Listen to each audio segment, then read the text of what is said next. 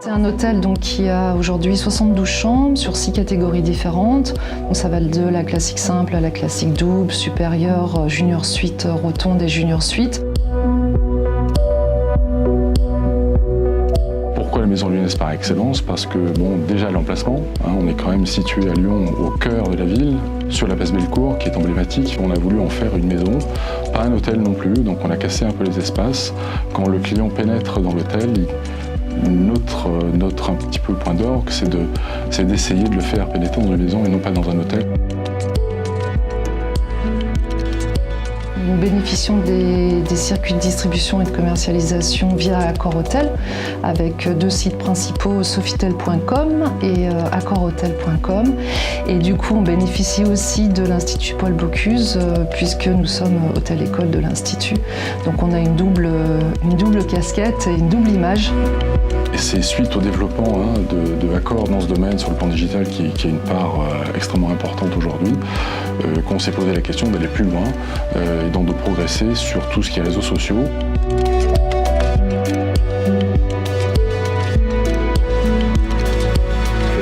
Nous avons fait appel à la société PumpUp qui était pour nous une agence de proximité à taille humaine et française. Nous avons travaillé à peu près 3-4 ans en Google AdWords avec PumpUp, donc ça s'est bien passé. Ça nous a permis d'avoir un retour sur investissement pour 1 euro dépensé, à peu près récupérer 20 à 24 euros de chiffre d'affaires. Le problème, c'est qu'en Google AdWords, il fallait chaque année rajouter du budget et on avait envie également de se développer sur les réseaux sociaux. On a défini une ligne éditoriale, on a défini donc une cible, créé en fait, savoir vers quoi on voulait aller ensemble et ensuite on est parti dans la partie opérationnelle. Nous avons réalisé une ligne éditoriale, c'est-à-dire structurer notre pensée pour pouvoir communiquer sur les réseaux sociaux. À qui est-ce qu'on s'adresse? Quelle est notre cible? Sur quoi est-ce que l'on souhaite communiquer? Quels sont les do's, les don'ts? Qu'est-ce que l'on peut faire, ne pas faire? Nous avons créé du contenu. Nous publions 2 articles par mois. Ce sont des articles qui sont en lien avec des actualités, bien sûr, qui ont lieu au sein de l'Hôtel Royal, mais également qui sont basés sur des mots-clés qui sont stratégiques, des mots-clés qui sont qualifiés et ciblés et qui vont amener du trafic à la fois sur le site et sur le blog.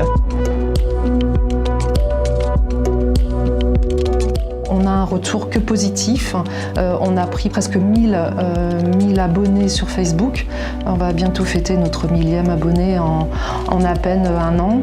On a une régularité de suivi sur nos comptes et on s'aperçoit aussi que parce que les posts sont postés au bon moment, sont bien analysés par PumpUp, par notre chargé de projet, ils touchent de plus en plus rapidement en fait les gens. Je dirais que c'est plus dans la rapidité de liaison entre les internautes que ça fonctionne en fait.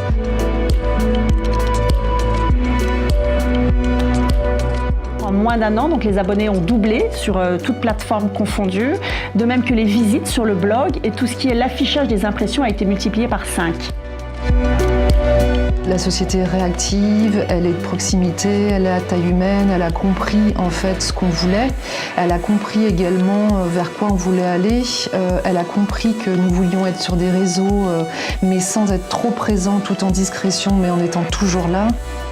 Il y a une réactivité dans la proposition et dans l'avenir, en fait, dans la vision de ce que l'entreprise doit faire dans le digital avec PumpUp, en fait. Chose qu'on n'a pas forcément dans les agences de communication, où c'est plus du matraquage digital que de la qualité digitale. Voilà, si je devais résumer, PumpUp fait de la qualité digitale et de la qualité humaine, en fait. On sent que derrière, il y a une patte et une empreinte.